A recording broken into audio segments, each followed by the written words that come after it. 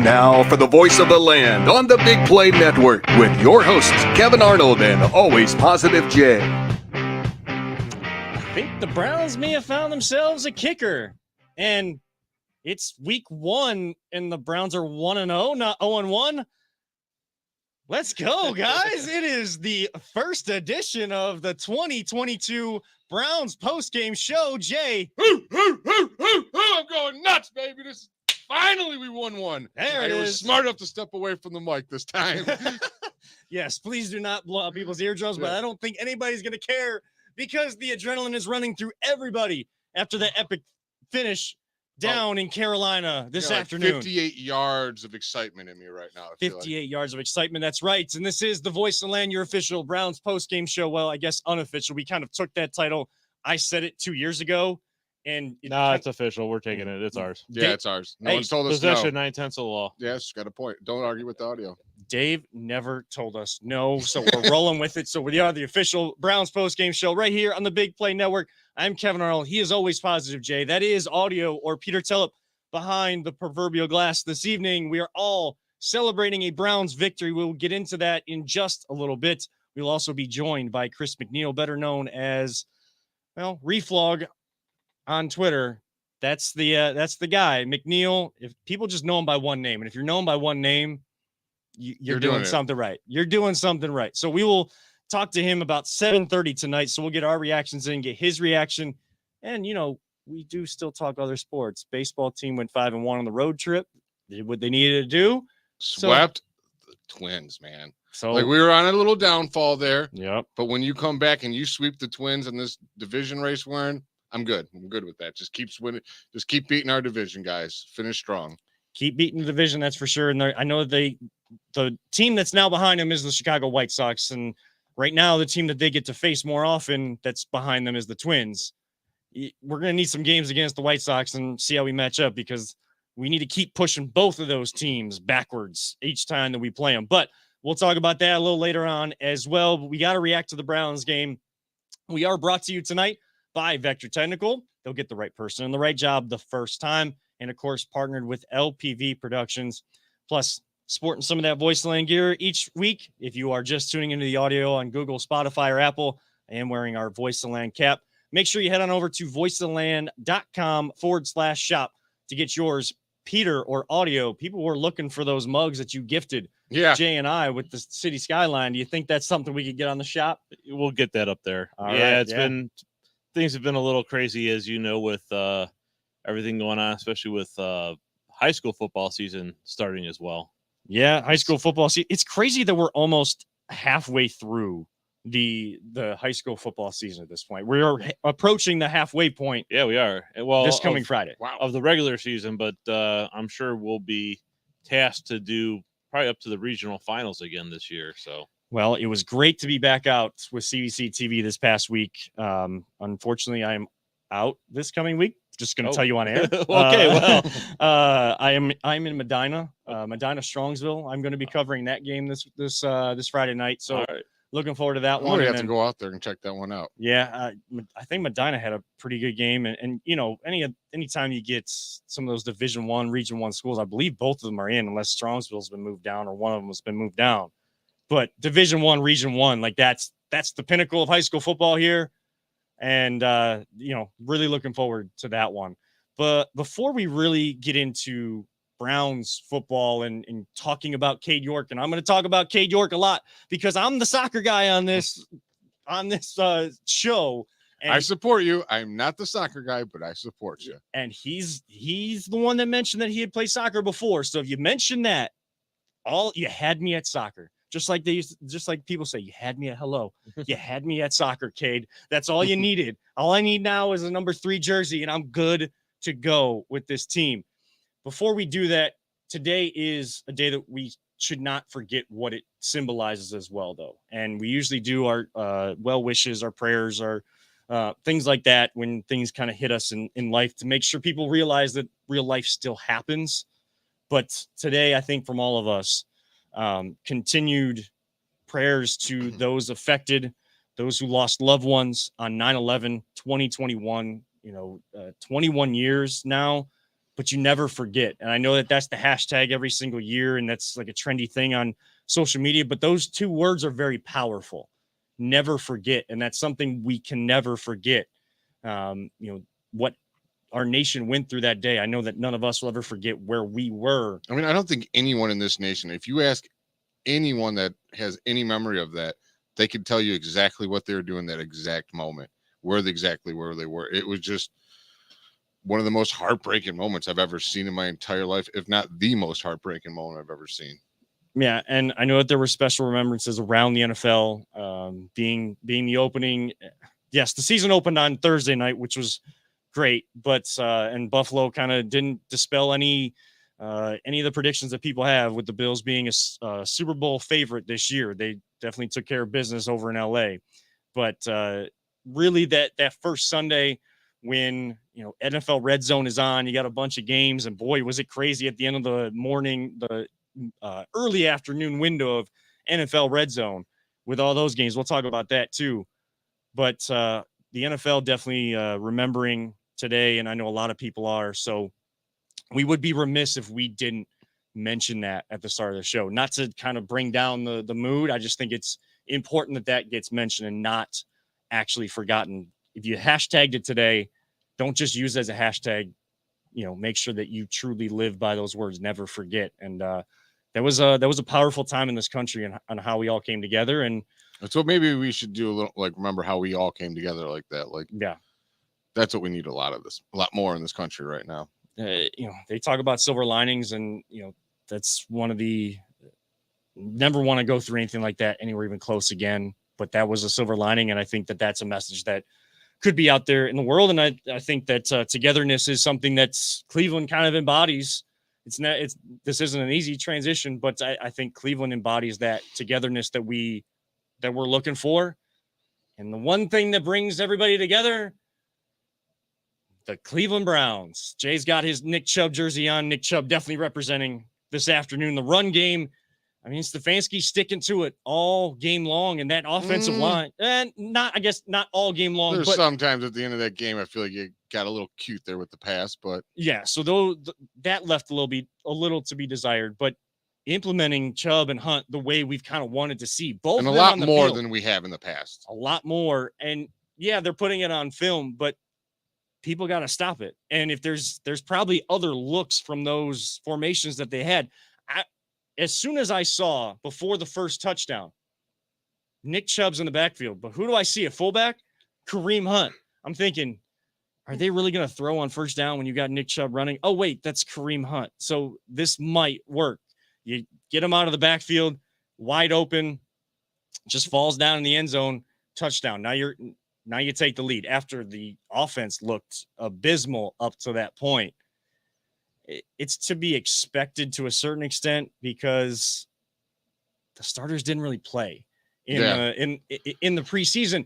Do you think that played anything into the start of this game? I mean, then they're still gelling together. Like this is their first year together. Like last year, our defense, what it looked like at the beginning, like we had to gel, like we were still learning things. And as the season went on, the defense figured out how to work with each other. They figured out their schemes, and they were a hell of a lot better. And I expect the same from the offense. Do I think it's going to become prolific? No, but I think it'll be good enough to get the W with the defense playing the way it should be playing. I'd like to see them finish games a little stronger than they did today, but they still played really good for most of that game today. They did play really well. And, of course, there was the underlying storyline, the main storyline of why this game was, meant a lot more to people watching that didn't have a rooting interest in it because of the guy that was on the other side now playing quarterback. This show is not going to get that much into Baker Mayfield and the back and forth. The Browns beat the Panthers today. They didn't beat Baker Mayfield. They beat the Panthers. The Browns beat the Panthers. The Browns allowed the Panthers to get back into it, and Baker definitely played a role in that. But the Browns found a way to win. And you knew that was how this was going to have to be. When you haven't won an opener in 17 years, and I think they said on the broadcast that they haven't won on the road in an opener since 1994. Yeah. Like, you knew it wasn't going to be as easy as it looked. It looked real easy, like they were in control, even though only up 2 scores. it looked real easy, didn't it, Jay? I mean, I ain't gonna lie, I started feeling pretty good there. I was like, and then that long bomb to Anderson, I was like, you got to be kidding me right now. Like, this isn't gonna happen. Like, this can't happen. Like, I can't lose another opener. I'm sick of losing another opener.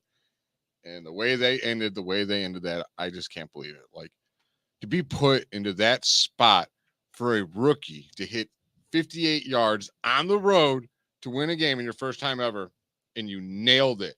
Didn't even like come close to missing it. Probably would have made it from 65. Unbelievable, dude. Oh yeah, he had a ton on that. I mean, the way that it hit the back net, and with the power on it, and he should have ripped that net one of these games, I bet. Right. You see a lot of these long field goals where they drip over the crossbar, or they still had maybe a yard or two more, but it lands on the ground. It doesn't even hit the net. That one hit the net and pushed it back as if he was right. It was like a chip shot. That looked like it hit the net, about halfway up too. I mean, he had a lot of leg in that, and I'm just so thrilled that we are not on the receiving end of a, being beaten by a game-winning field goal of, we got our own version yards, of Justin Mother Tucker. Finally, they're going to be screaming about this dude for years to come. Like, to hit his first one like that, that's going to boost his confidence even more than he already had. Like, it's all downhill from right now, I feel like. And guys, I heard that in warmups, he was squibbing them. He was pushing them left and right. I think it was 6 for 7 from 50. They said in warmups. Yeah, like 6 or 7 the wrong way. Yeah, like bad 50-yard field goal. So Stefanski, like earlier, I was mad because they didn't let the kid go out there and kick a long field goal, not realizing he did this. Right, and he said he wanted to make sure he saw it go through those uprights before he put him into a long kicking position. And hats off to you, Stefanski. That was great coaching right there. That's why they should not listen to us. Maybe sometimes they should. I mean, they should listen to the voice of the land because we're a great show. Yes, but that's not necessarily like take our advice. Right, because in that moment that you're talking about where we felt like they were in Cade York range and they ended up going for it and they didn't get it. We're like, why aren't you taking the points? Like, we feel like, didn't we draft a guy? That's what I even tweeted. I'm like, why did you draft a guy with the leg if you ain't going to use him? Right. But I thought that, but then you get all the way to the end. You allow the entire game to play out. Look, we thought even though we know we're from Cleveland and we can't ever be safe, you almost kind of got that false sense of security with the way the game was going and the score line and controlling this game. Then all of a sudden the old Cleveland element came back. So it was going to come down to this, a field goal or last play to win a game, to get that 17 opening game losing streak off your back, to get the road opener losing streak off your back. And you know how contagious, not to go back to something, but that Jarvis Landry used to say, but still pun intended, you know how contagious 1-0 is in the NFL? Like, how much energy, Jay, you were playing in the over there while we were watching Kansas City ripping on Arizona. You were playing the video from inside the locker room. The Browns always do a great job of getting that content, but the vibe in that locker room, that's so important after game one. That's something they haven't had in a long time. 1-0, you get the feeling of, I want more of this right from the start. And you've seen that propel teams that maybe had question marks coming into each season. I mean, you got a huge monkey off your back winning an opener. That's huge. Like, I don't know if the players necessarily felt that kind of stuff, but as fans, we definitely feel it. Like, I felt it at the end of that game. Like, here we go again. Oh no, I can't lose an opener, and we didn't. That's awesome. You got the Jets next week, and the Jets. Sorry, but I mean, they're garbage. You could start 2-0. Do you know how amazing that is? Like, that's huge. To keep that momentum, you got to keep it going one week at a time, as they say. But we got a great chance to start off this season on the right start. Yeah, and you have basically within 5 days of each other, you got back-to-back home games. And yes, I know that Pittsburgh won today. It was almost like Cincinnati and Pittsburgh didn't want to win. They were like, here, the loudest doink ever. Oh my God. Holy moly. I don't know if it was the TV or I heard it from my house, but oh man, that was a loud doink. That was loud. It was insane. I couldn't believe how loud that was. Like, overall, the crowd noise, everything else. that thing just reverberated through that stadium. Jana was laying on the couch while we were watching the end of all these games at the apartment, and she hears that, but she was looking down her phone, and like I'm watching this and I see it, and I'm like, oh, and she's like, oh wait, what was that?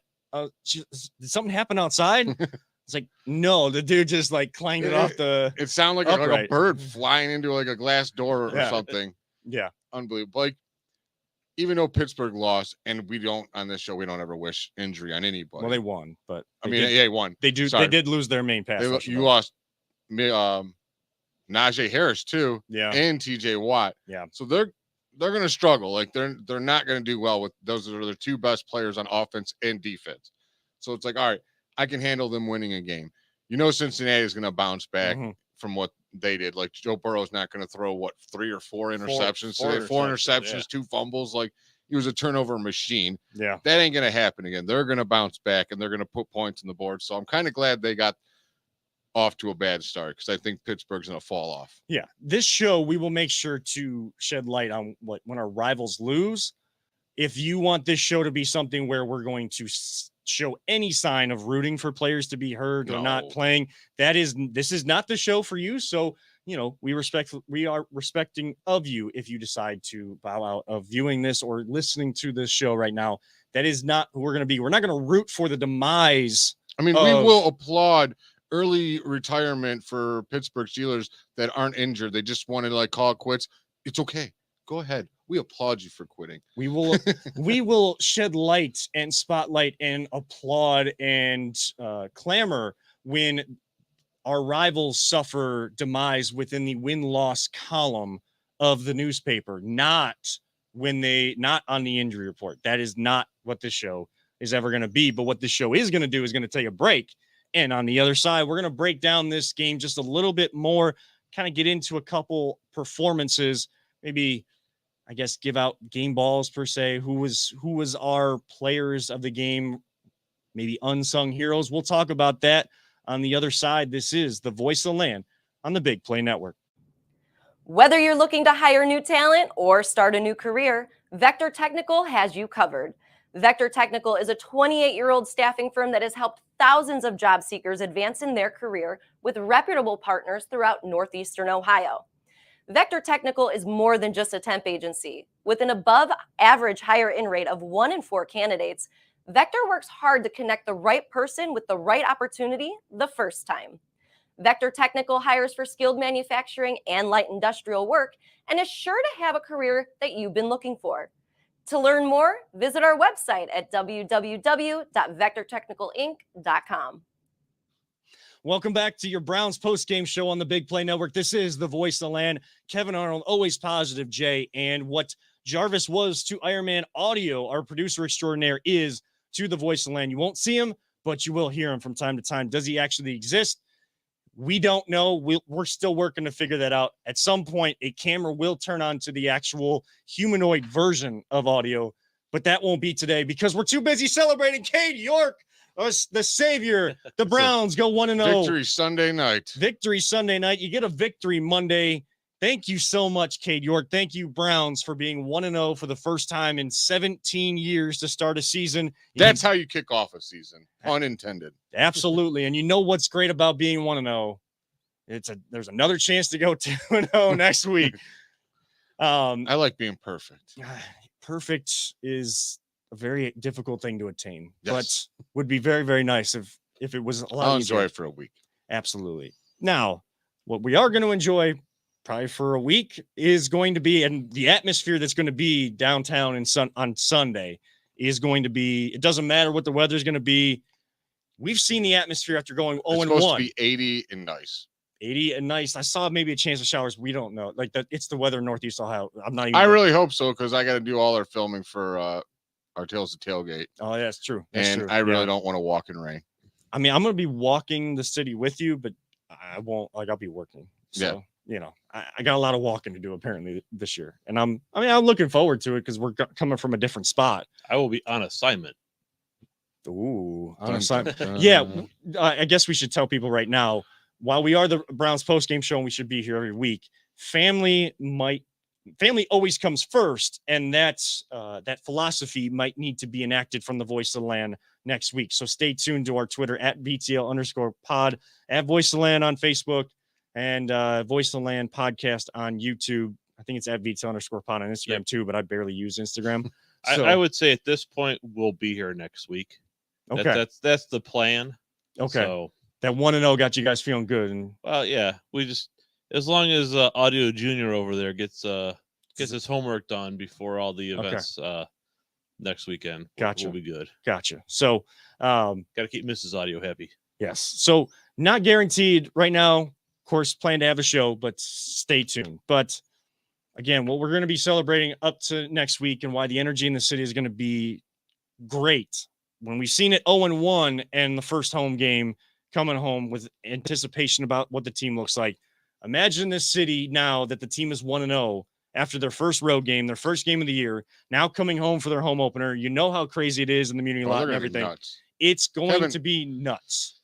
We were happy when we lost a close game to Kansas City because we just put up a bunch of points and we were like just looked so competitive and it was such a great game. We lost, we're like, we lost, but it was a moral victory, which it may have felt like one, but in hindsight wasn't. But that's another victory. Yeah, but now that we actually have a dub, like, this city's gonna be nuts. I can't wait to cover some of these tailgates. I'm so excited. Sounds like an SNL skit. I think they did like a deep thought thing or something like that with that kind of intro to it. Deep thoughts. With Jack Handy.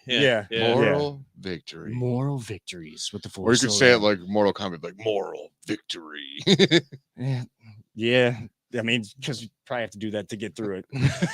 But I mean, looking out there on the field, your assessment though of Jacoby Brissett. I know it was first game out there, it did not look good, and everybody's going to react to every single play. That's going to, the Twitter warriors are going to be out there for every single play, every single throw. Doesn't matter who the quarterback is, what the offense looks like. If people have question marks about them, until they're answered, the question marks are going to continue to be the focal point, I would say. And if anybody has any thoughts, you guys can tune in. Make sure you put your comments in the live stream that you're watching on. We'll try to get those on the air as well. Trying to get more interactive with the show moving forward. We're still working on it. Stay with us, everyone. Jay, your assessment of Jacoby today. He was exactly what I thought he was going to be. A C+ kind of quarterback, maybe C quarterback. He missed some wide open guys early, which I think he'll get better at once they get more in tune with each other. Yeah, of course he did. Like, he definitely left points on there. But at the end, when you had to make a play, he made plays. And that's all we need from him. Yeah. You need him to manage the game, no turnovers, do your job, and just put that game in. Just got to get it in reach because his defense is going to do really good this year, and just rely on that running game, man. Yeah. Peter, I mean, Jacoby Brissett, we knew it wasn't going to look great we've kind of talked about our question marks about the wide receiver room, some unsung heroes there, but Jacoby doing just enough today and got them to the spot they needed to. We all knew that Cade York had a leg. Jacoby and this team has seen it at training camp and in practice, doing what he needed to do today, I think would be the way to say it. Yeah, I mean, I would have I thought he performed worse than I expected. Okay. I think there was a lot more, I don't know, maybe felt like rust on him. And the thing is, like, we went to training camp, we were able to do that, and we saw some of the practices, and but in the preseason games, he didn't really play that much. We didn't have the starter, Cooper wasn't in the preseason game. So it was really like, I didn't know what to expect. I expected a little bit better game management from him, but all in all, I mean, he did what needed to be done. I mean, if I'm going to find fault with the team, my fault's not going to lie mainly on Brissett. Right. It's like today we saw, I wouldn't say his worst game, but like the bottom barrel of his good game. Like, he could play a lot better than this. Like, definitely will have better games this, but this is like, for a win that he doesn't throw a whole bunch of turnovers, this is like the bottom of the barrel, what you're going to get. Well, how many turnovers did we have today? I don't think we had any. Exactly. Right. So keeping the ball and winning the turnover battle that's one of the little things that leads to victory in the NFL. We won by 2 points, but it still counts as a win and a win in the win column. you gotta win with those 2 or 3 plays that determine a lot of these games. And we saw at the end of that mid-afternoon window, a lot of these games were determined by 1 or 2 plays, just like you're going to see every single week in the NFL. And it almost was against us. That Almost. long touchdown was almost the one that did us in. And I think Peter brings up a point where he's kind of indicating he did see fault today. And we are a realistic show. As much as we are excited and happy that the Browns won, we don't get a chance to talk all week. You know, there's going to be plenty of shows that get to talk every single day that, you know, today they can only they can just focus on the win. Tomorrow they can just focus on the win. Then Tuesday and Wednesday, you switch gears to talking about the Jets and what needs to improve. We don't get that luxury. So, Jay, where did you see the fault today, or where did you see those I mean, improvements? the defense had a couple blown coverages. I think John Johnson was supposed to pick up the wide receiver, and he just didn't. He went under the underneath route, and the guy, like I said, just gone wide open. Mm-hmm. But I guess it's week 1.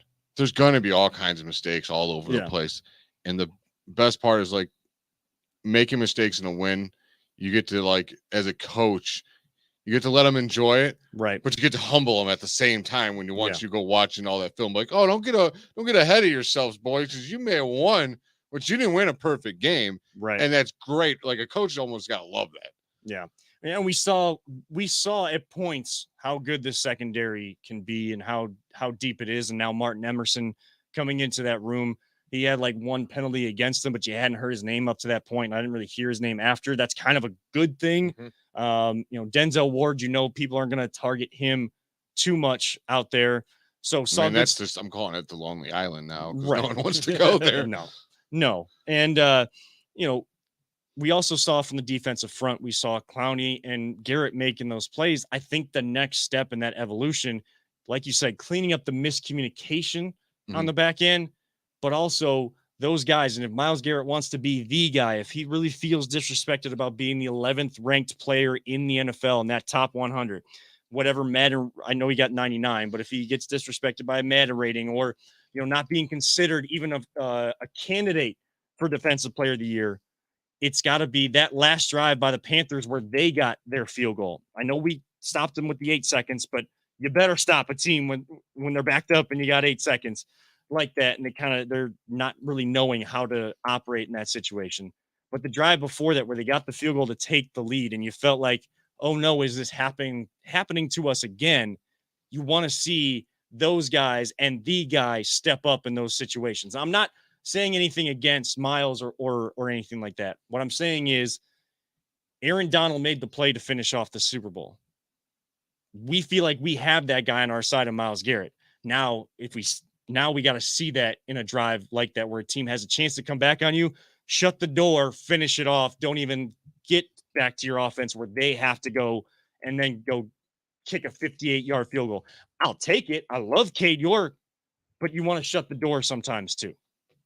I mean, yeah, totally. Again, but other than that, a hell of a game. I mean, yeah. if you're looking at this game from just the watcher's point of view and not being a Browns fan or a Panthers fan, like, that was one hell of a game, man. Yeah. I mean, I have no nails on my fingers because I've chewed them all off because of it.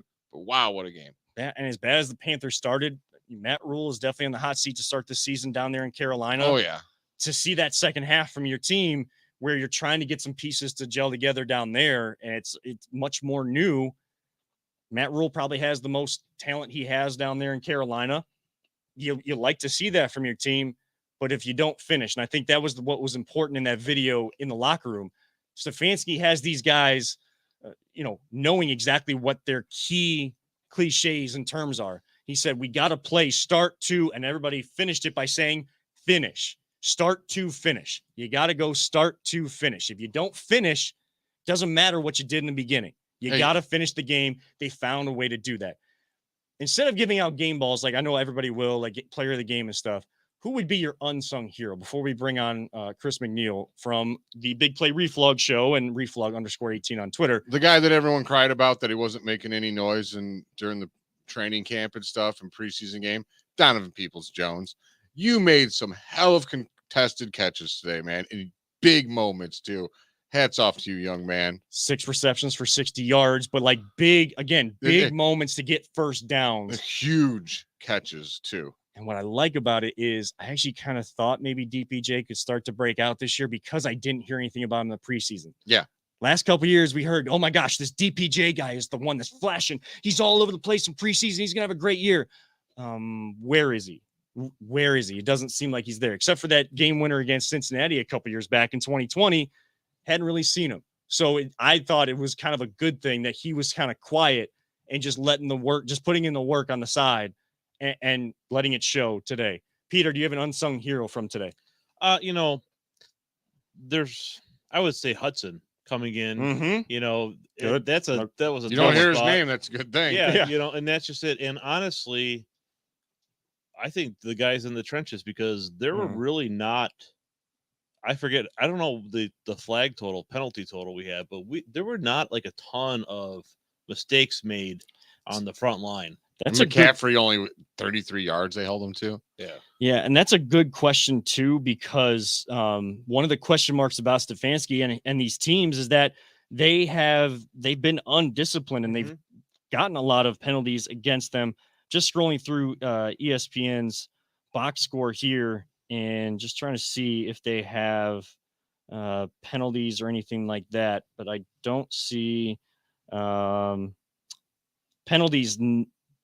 Browns, 9 for 71. So that was kind of like a quiet 9 because for a while there, they had like there was the penalties. one that they said was roughing the passer. Yeah. Which is borderline, but we kind of got the borderline one later. Yeah.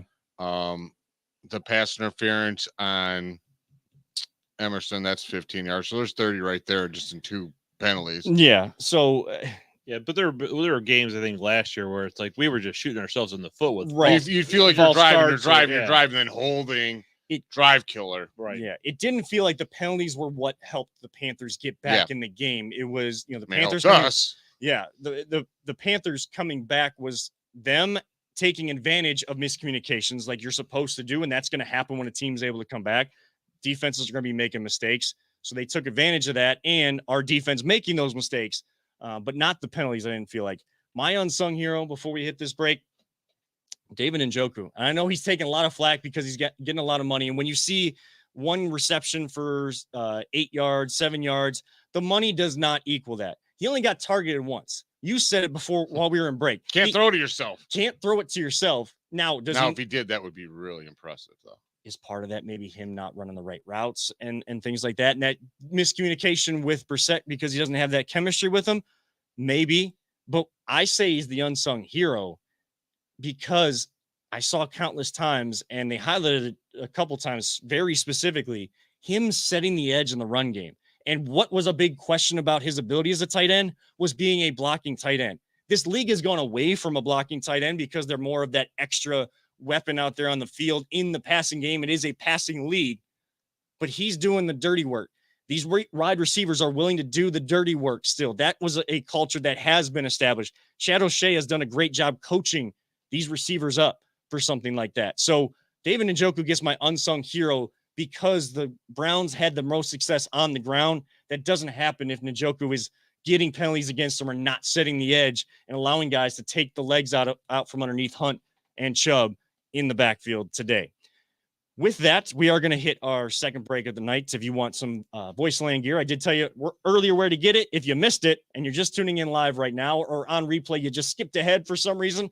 I don't know why, but in this break, we have a message on where you can find some of your voice land gear with more to come with the mugs that we posted. This is the Voice of Land on the Big Play Network.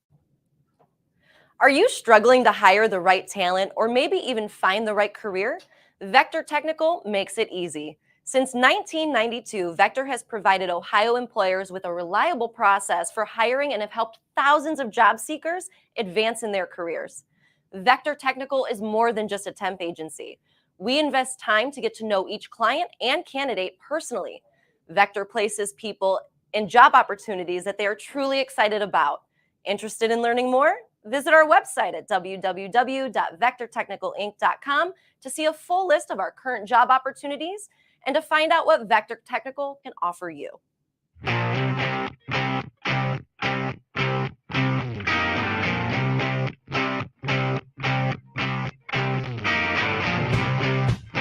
Get your gear at voiceoftheland.com/shop.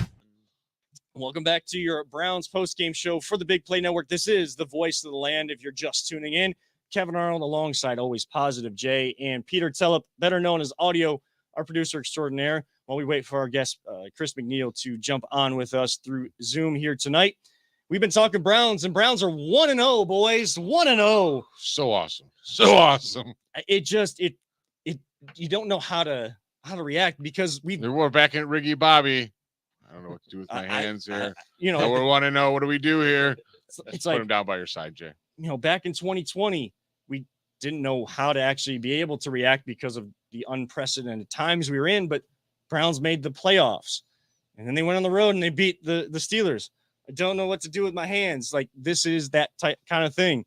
And now we are joined, and maybe he can kind of fill us in on how he's been reacting this entire time. Chris McNeil of the Reflog Show here on the Big Play. And as Peter gets him up on the board and bringing him through, getting him set up. Chris, thank you so much for taking some time to join us here tonight. If you can hear us, got to be feeling real good. Browns 1-0 after a season opener for the first time in 17 years. Yeah, hey guys, sorry it took me a moment here to get on. I was having some problems with the computer. I don't think it's used to the Browns winning the first week, so it's we're having some technical mode. difficulties. I'm not going through the normal protocols to get to where I need to be, but yeah. Hey, we won one, right, gentlemen? Yeah. Is this real life? First time, and God, it took a queen dying and a lot of other things happening for us to get a first victory, and we finally do it. We do it against Baker. We do it in Carolina. We do something that really should be pretty pedestrian for most NFL teams, but something that's pretty special for us. So celebrate it, enjoy it, and hopefully this is something to build upon. You look at the first part of this schedule for us, and I'm sure you guys have gone over it. I mean, it's pretty doable here for the first few weeks. And, if we can run the ball, play a little bit of defense, get some timely turnovers, and then, like I keep talking about on my show, the NFL is built for every team to go 8-8. What was 8-8? 9-8 or whatever. Now it's 17 games, but it's just built that way. So you've got to win games at the margin. So you go and you get a guy like Cade York, and all of a sudden you've got a team that has talent all across the field, right? That I think could compete with anybody. Is certainly better than like a Carolina. But even with that, you still need to be able to compete at the margin. You got to be able to do the little things. You got to be able to make those field goals. And that's what Cade York, the difference was today. We played with them through, the first 4 quarters and then got us to the point where we could win that ball game. And that's what we needed to do. And no matter who you're playing, you're going to have these kind of games.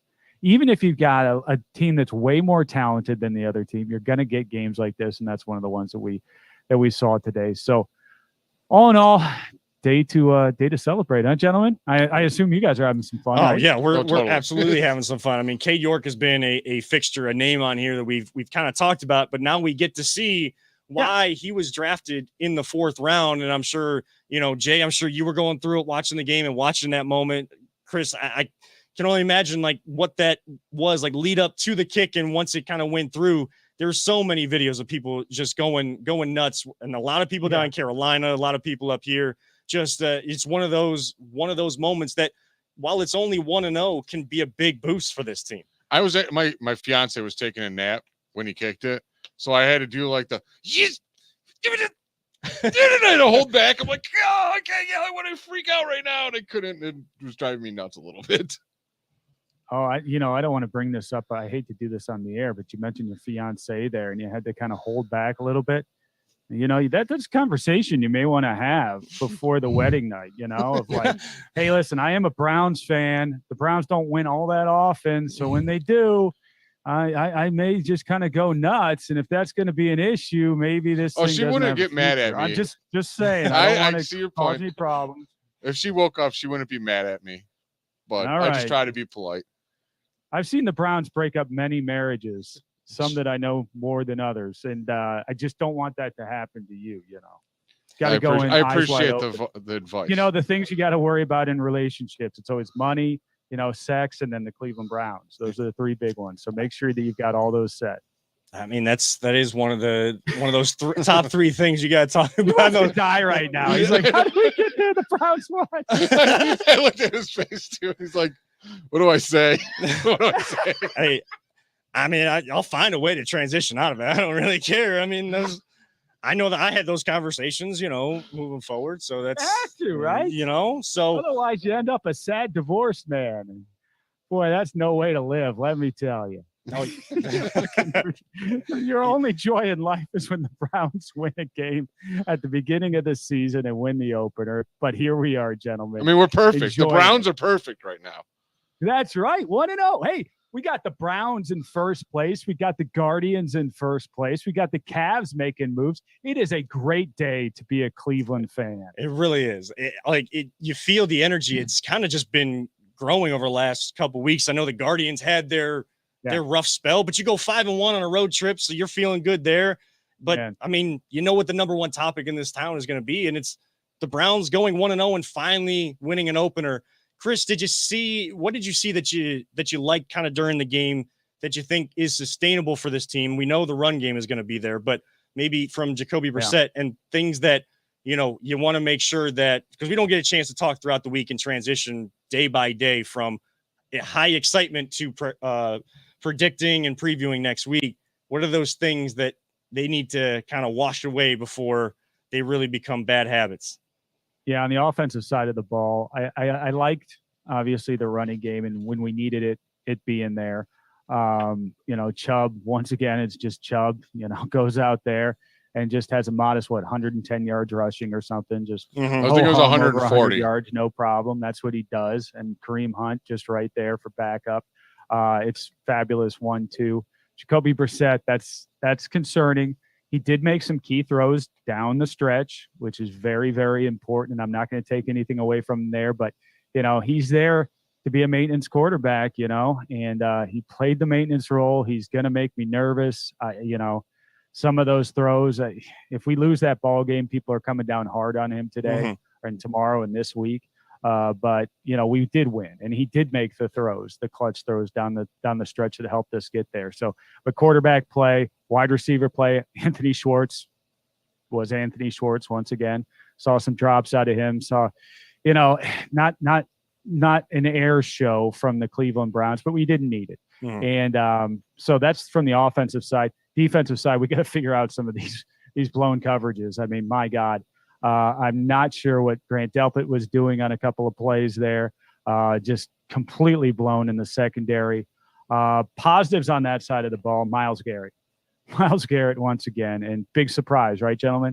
Yeah, I heard he was all right. To me, you have a guy like Baker who's putting out T-shirts and everything else, and he talks, and we knew it here in Cleveland. Even when he was here, he doesn't back it up. He really doesn't. And everybody nationally was talking about Baker being all jacked up, having this chip on his shoulder. It's like, hey, we know what happens most of the time when he's all jacked up. You don't know where that ball is going. He's bad decision making, and usually it's going high when he's throwing it. Whereas you got Myles Garrett, he gets jacked up for a game, and chances are he's going to perform. Now, we had that Halloween game where he was all dressed up and he didn't have a great game, but he sure showed up in this game in a big way, and that was great to see. Hopefully, and he is sustainable. You know that he's going to be there all year. So that's going to be the offensive plan wrecker against teams all year long. And when you have somebody like that is going to disrupt an offensive game plan, that reverberates around the whole defense and is going to cover up some of the other problems we have in the secondary. Having said that, we need to get that fixed, gentlemen. We need to get that fixed. Yeah. Baker, every play where you say, wow, Baker played well there. It's like, he's wide open. Come on. To say I could almost throw it, I can't throw it that far, so maybe no. But in terms of like on target, anybody could have made that. So we've just got to fix that in the secondary. Against better teams, they're going to carve us up. And I thought going into the season we had a good secondary, and hopefully this is a schematic thing, and we can get these guys in the right positions so that those type of things do not happen. Who would have thought when going into this we'd be questioning, like, we need the secondary to tighten things up. But man, that run defense really shut down Aaron McCaffrey or Christian McCaffrey, didn't they? Yeah. Yeah, the run defense was Yeah. Tommy freaking Togiai shows up. I'm like, oh my God, I've been waiting for that guy. You know, not only has he got a great name, but of course the pedigree being Ohio State. Mhm. I've been rooting for this guy to be in a part of this line and really make an impact. And finally hearing his number get called a little bit on the interior. You saw some plays up front from those guys and getting into the backfield, not only from Myles Garrett, but along the front there too. So I felt pretty good about that. And of course, getting your paws all over the ball, you always have to say pause, right? Yeah. Whenever they throw the ball on Yeah. the defensive line, Get those- it's always a paw. It's not a hand that hits the ball. It's always a paw. Get You those saw paws some of up, those, boys. too. Get those paws up, you know. Always. So that was good. So there's a lot of positives to take out of this thing. But, man, those negatives are going to keep us up at night, I think, boys. What's I was telling Kevin, the coach loves the negatives because he gets to humble them after a win a little bit. Like, all right, enjoy your win tonight. Yeah. And then when they go through film coverage, be like, all right, you think you're bad? You think you're great? Look at this. Look at this crap. And they just bring them right back down and humble them. That's how you got to love that as a coach. And I found it. Imagine what a guy like Belichick would do with that. Yeah, Oh, totally. Yeah. my God. What- He'd have him thinking we got smoked today. Just absolutely smoked. And I'm sure Kevin's going to use a lot of the same tricks in the room. But nonetheless, bottom line, we did win. So Yeah, and that's got to be get better. You got to improve, and that's what. Hell, we got 17 weeks of this crap, so they've got plenty of time to work out some of these kinks and some of these schematic miscues. Well, and you got to keep it in perspective. Like the grand scheme of things is you won. I am questioning how these communication issues happen because it seems like these guys have been working together. You're plugging in a new guy in MJ Emerson, but I feel like it's, and this is just me, so I'm probably wrong because these guys will forget more football as they're playing than I will probably ever know about the sport. But seems like it will be a little bit easier when you've already kind of built a culture and a certain mentality on the back end to bring in one guy, and then the communication issues happen with guys that have been working together. The positive here is I think guys take in the message of what we did wrong a lot easier when you go 1-0. We see some of these things kind of, I guess they show up multiple weeks in a row because you lose that opener and then, you know, things start to spiral away from you. You win it, going 1-0 to start an NFL season. Chris, you've seen it, how important that can be for a locker room. It's just this weird energy you can't even explain. Yeah, absolutely. And what also feels good is not only being 1-0, but then the next team on your schedule is the Jets. Yeah. And Joe Flacco. And Joe Flacco. So we've got a little bit of a collegiate feel to our schedule where it's a little soft here. We're playing Arkansas States of the world. Which hats off to Ohio early and State some with that MAC tough schools. matchup they had this weekend. Right. And some MAC schools here to start it all off. And that's nice. That's nice to be able to ease into a season where you don't have your starting quarterback. You've got some new faces on this team and a team that really needs to find some success. They really need to find some success now that Baker's gone because they need to prove a few things. And I'll tell you one more note on the Baker thing. I'm kind of proud of our fan base here. In that, nationally, and there's been a lot of talk about Baker here locally, but nationally, of course, that was the number one story. But one of the things that everybody kept talking about in the off season, more than anything, was Cade York. I mean, how many times did we talk about Cade York? And like, hey, this is going to be a big deal. Like, people nationally are going, why the hell did you draft a kicker? We're going, that's a big deal. We got our Phil Dawson, blah, blah, blah. And everybody been talking about it. And sure enough, the first game we see it show up. I mean, that was the decider in this game. That's what changed the whole thing.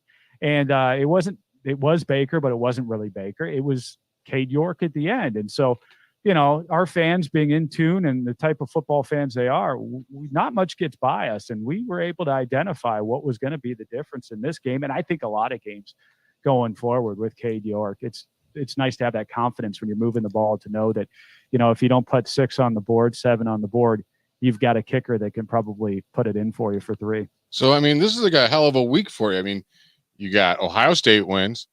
We sweep the Twins. Browns win the opener. Big play gets Bernie and Hanford Dixon on a show. I mean, like, come on, anything getting better? Can we get better than this? No doubt. And Bernie himself is going on. I saw him on Friday night doing the high school circuit, Mhm. promoting the podcast. I saw him on Saturday promoting. I saw him out there again today.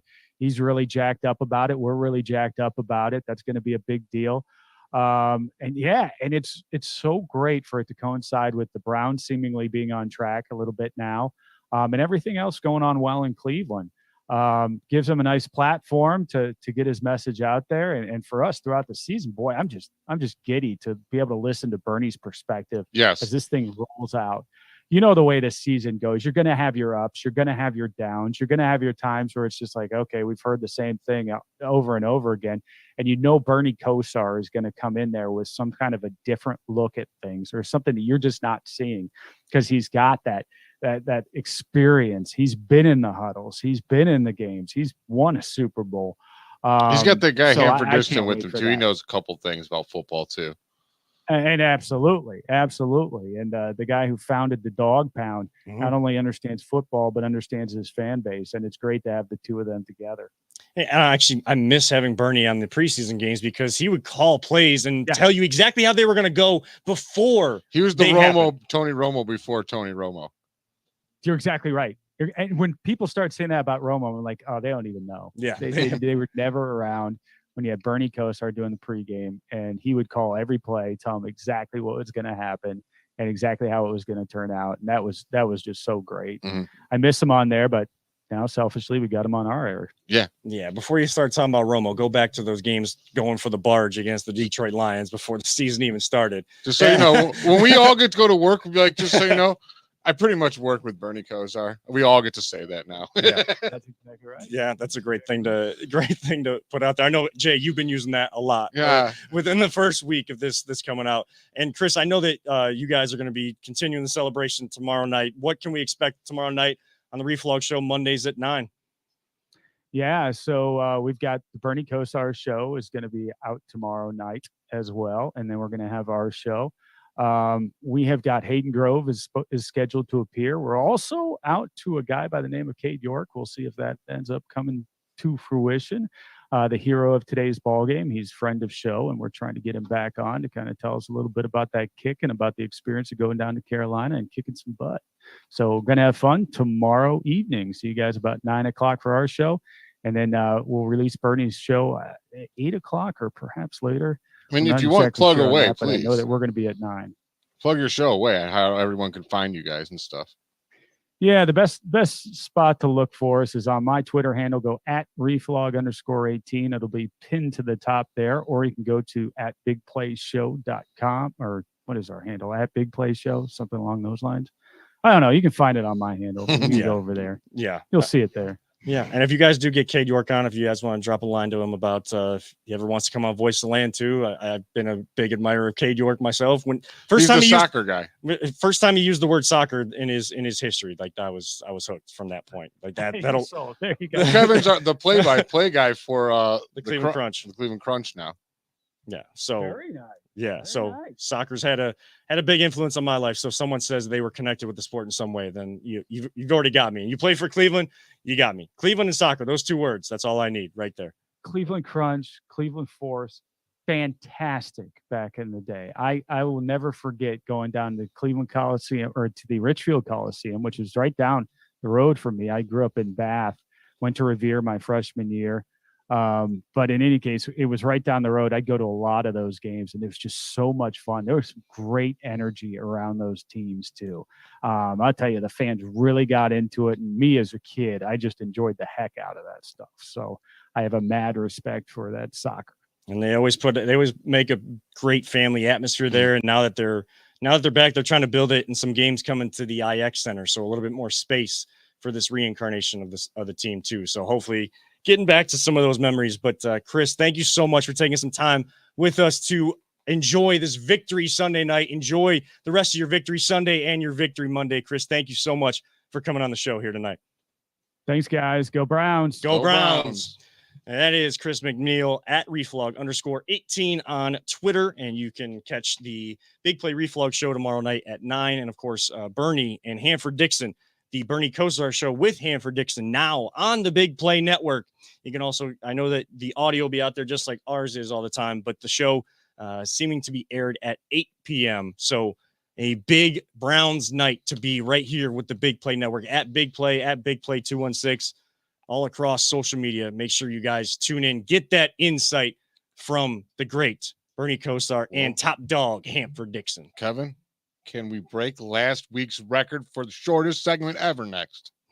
I hope so, but I don't want to disrespect the Gardos that way. All right. Don't want to disrespect the Guards, but we will be right back. We got to celebrate. It's a victory Sunday night. The Browns are 1-0. The Guards are still at the top of the AL Central after a sweep of the Twins. We'll talk about that next, enjoying this victory Sunday night right here on the Voice of the Land on the Big Play Network. Are you looking for a career in manufacturing? Vector Technical has you covered. Vector Technical is a 28-year-old staffing firm that has partnered with some of the biggest and the best companies throughout Northeastern Ohio. The recruiters at Vector Technical will coach you through the entire job process and will help you land an opportunity that you are truly excited about. Vector does not add any additional fees and offers benefits as well as free online skills training through Penn Foster. To learn more, visit www.vectortechnicalinc.com and make sure to check out our job board to see a full list of our current opportunities and apply. Welcome back one final time on this Victory Sunday night. Your Browns post-game show on the Big Play Network is the Voice of the Land. Kevin Arnold, always positive. Jay, Peter Tellep, and we got to celebrate the Guardians being also still at the top of the AL Central. Most people will probably only focus on the Browns, and rightfully so. Cade York is our savior from the gods with the foot of gold after 1 week. Overreaction Sunday night, overreaction Monday? Sure. Maybe, but we're allowed to. After not winning an opener as many years in a row, we're allowed to go nuts. And normally give it like 1 day. No, I'm giving us 2. I'm giving us 2. Don't worry. By the time I get to work tomorrow, I'll feel like I've only had like 12 hours for it because gotta hit that grind, back to work tomorrow. But at least you'll feel that Victory Monday energy anywhere that you are. And you should feel it from your baseball team too. Again, while other people may not talk about it, we are still going to talk baseball. Guardians, again, we've talked about throughout the season how difficult a baseball season really is. We said last week, we're really down in the dumps. We don't feel good. We're losing our lead. All of a sudden, you go 5-1 on a road trip. Stephen Kwan doing Stephen Kwan type things.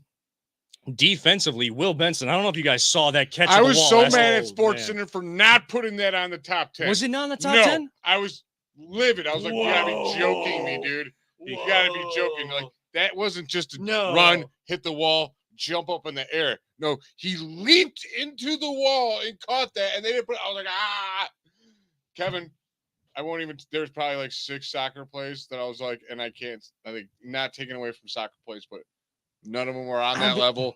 And then there's like, none of them were on that level. I couldn't believe it. I mean, I'm here for, and I'll retweet them. I'll quote tweet them all the time. I'm here for a really good soccer highlight. But when a guy robs a home run, I don't care how tall he is. He's not, he's still learning the outfield position. And he's been transitioned between left and right and center. So he's learning all of these different angles and everything. When a guy like that, as a rookie, is robbing a home run in a crucial division matchup. They don't like Cleveland, dude. Dude. That's what it is. They just don't like Cleveland, dude. All right. They don't do that.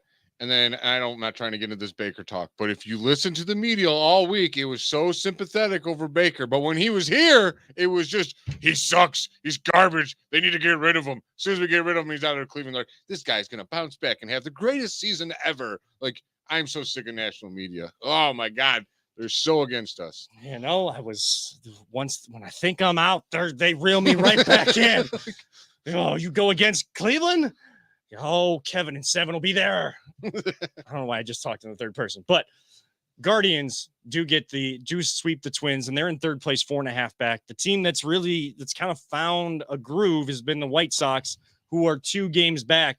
Looking ahead at the schedule, we need LaRusso to come back for them. Because I think he was holding him back big time. Yeah, we said we don't like to wish ill will on anybody, and he is dealing with. I know. I want him to get healthy, but I do want him just back. I don't know what the disconnects between LaRusso, who's shown he's been a great baseball manager. won The a World games just Series. passed him by, I believe. I think so. Was he out too long? Like, is it just so new age? I mean, it doesn't. People still talk about how baseball needs to change for the new era of athletes, and it's still kind of catering to the baseball homer, the baseball purist out there. I don't know. I just don't think he can connect with the young players. No, dude, he was falling asleep in the dugout. Like, that's not good. Yeah. I feel like part of that was probably the illness. So we pray for knows? that. We do. I didn't pray even know what was wrong with him, to be honest with you. Yeah, I just know that he had to step away because of dealing with some health problems. That's all that's been said. Wish you best health. Just get back to your team and get them back to losing, please. Well, I think the Guardians just need to take care of that. Now we start a home series with the LA Angels. Now they're basically out of it, but that's kind of a dangerous team at the end of the season. Yeah, because I mean, you get Shohei, who could be an MVP, and Mike Trout can hit a home run at any given moment. But that team, like, there's a funny joke on ESPN on RBS. They're like, Shohei Ohtani strikes out 12 in 8 innings. Yeah. Mike Trout hits 3 home runs. And Angels lose 5-4. And you're like, I mean, and that literally happened to them all the time. It happens to them all the time. Well, I don't know who they were facing, but you remember the 8-7 loss that they took, and they had 7 solo home runs. They hit 7 home runs in a game. Peter, this is like, it was mind-boggling. Like, I feel bad for Angels fans, dude. Like, I feel bad for them. I feel bad for Mike Trout and Shohei Ohtani. Like, these are guys that should be marketable, and yet you can know all you need to know about baseball when you know that someone doesn't know who Mike Trout is when they see him in a batting cage with his dad. Like, Mike Trout is supposed to be the face of this league. Yeah, the Guardians are actually, for locally, they really get the word out on their players. Like, they do. They do. Like, everyone loves who's the younger outfielder, SpongeBob. Oscar Gonzalez. Hell of a season for his Oscar SquarePants. Yeah, he's got the SpongeBob thing going. Like, dude, everyone knows, like, Quan, like, all these, like, everyone in Cleveland knows all these players. They do a great job marketing locally. MLB needs to do a better job marketing globally, nationally for all the players. Well, you know the other reason why people locally know the Guardians players, right? Because we love our baseball. Because we love prospects. This organization loves prospects. And we hear about prospects forever. And then when they get up to the team, we've heard their name for so long, we recognize the name. Yeah. It's like, oh my gosh, this is going to be the guy to turn it around. One thing I do love about the team is just how excited they are for each other. Yeah. You were talking about, that catch last night, and on the broadcast, they showed that thing, like, it seemed like 50 times, because they were just like, they were so impressed with that catch. And then, but Quan's reaction to it was just, I mean, he was just like so thrilled. That was cool. Quan is a very energetic player, man. He gets pumped. These guys are young, and they're exciting to watch. They don't know any better. And you talked about it. They are prospects. They've played together for a little while. Even if they get traded in, they've played at other levels. So now they're bringing the minor league system up to the big leagues. Like, we've had 14 or 15 players make their major league debut this year, and you are 2 games ahead in your division in September as we approach mid-September. Can I just say one thing before we get off here? Yeah. So we got these young guys coming up playing great. Yes, they are. Mm-hmm. But there was a guy that I heard everyone saying they should probably get rid of him. He's on the downfall of his career. Get him while he's peaked. Is Shane Bieber. He has not peaked. He has so many great years ahead of him. He just dropped below 3 ERA. Like, put some respect on this dude's name. He's a Cy Young winner, and when you get to the postseason, you're going to appreciate having him on your team. And when you got to face your division 19, 20 times a year, all the metrics, all the analytics are going to help guys go against some of these top tier pitchers. Shane Bieber still shows you night in and night out, even if he's having not like an off night or not a great night, he still battles through 6 innings. Dude, he's still a Cy Young candidate pitcher. And I'm sorry to bring up a trigger word here in Cleveland with battle through. Like, that's what Hugh Jackson always used to say. Our guys really battled today. We didn't win. Really battled. And we got to look at the film. But Shane Bieber, like, that's a guy, that's why he's the number 1 in your rotation. And then other pitchers like Tristan McKenzie have been developed the same way. Even when you don't have your best, can you get us through 6 innings? Can you give the team a chance? If you give us a chance, we are going to do all we can on our end to win it. We've seen the offense sputter at times, and they haven't done that. It's 162 games. It happens to every single team. But this team, like, fun. F is for friends that do stuff together. Like, I'll go with the whole SpongeBob theme and make this really fun. Like, For a second there, I was like, "What are you doing?" Yeah, I I don't know. watch SpongeBob. I was you like, don't know. "What are you talking about over there, dude?" And you don't know, like, the fun song from No. SpongeBob? Well, Oscar Gonzalez would get it. So I know he that's what would. makes them fun. Yes. Oh, because Oscar Gonzalez and this whole team would get it, and they all love that he's there. And then the kids that are out of the games, they're having a great time with it. Even if they lose a couple games here or there, don't freak out. Like, they are going to be kind of even keel the rest of the way. They're going to be in this. Can they get there? Can they finish the job? The Browns finished the job today. Their mantra, start to finish. The Guardians have kind of built and grown from the start. Can this young team really take those steps to be a year or two ahead and finish? We think so, but it's going to be fun to watch no matter what way it goes. Yeah. I mean, can't wait to see how the season ends. I just keep that. I know the Browns have started. We're in full football mode now. There's football on Thursday and Friday. I mean, we're about to get into a trifecta here. The Cavs are going to start up, and they're going to be long and excited. The Indians are going to be into the playoffs and the end of the season baseball. And the Browns is like, oh, my God, does it feel good to be a Cleveland sports fan. I know we are the Browns. And it's all the content. Bring me the content. Bring the content to us, please. Maybe let it happen closer to Sunday for the other teams. We need all news drops on Saturday nights or Sunday mornings. Like, you make a trade on Wednesday or Thursday. Now everybody's talked about it ad nauseum. Now we come on Sunday night. People hear, oh, Donovan Mitchell was traded to the Cavs. Oh, I've heard this before. Click off.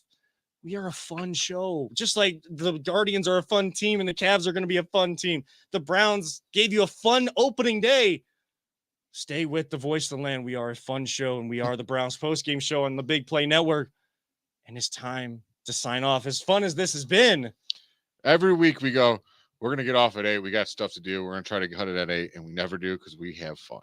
we just have a whole lot of fun, and we're going to keep doing it for as long as we can. And for anybody that tunes in, whether live, replay, audio, however it may be, we can't thank you all enough. But for this edition, this Victory Sunday edition of the Voice of the Land, your Browns postgame show on the Big Play Network, that about wraps it up for Always Positive Jay, who's going to be celebrating Victory Monday all day long. He's going to be barking all day long. Pretty much. Our producer extraordinaire, Peter Tellup, he's going to be barking all day long. People at his job are probably going to be annoyed with him for barking so much, but they shouldn't be, because they should be Browns fans too. I am Kevin Arnold, reminding all of you, don't let anyone ever tell you it's just a game. Live it up. Live up the wins. We truly love you all 3,000. And as our great late friend Mike Allen always used to say, all gas, no brakes. Plus, don't talk about it, be about it. And this Browns were about it tonight. The Guardians were about it the last 6 Cade games York on the road. was about it. Cleveland on fire. Cade York is the savior. Please, Reflog Show, help us get Cade York if you get him too, because I got to talk a to little Cade. tough when we're the post game show to get him to come on afterwards. He was in the office this week, and I didn't even get a chance to talk to him. I need to talk to Cade York. Somebody help me, please. But until that point, this has been the Voice of the Land. Thank you so much for tuning in. Have a great night and a great week. Here we go, Brownies. Here we go.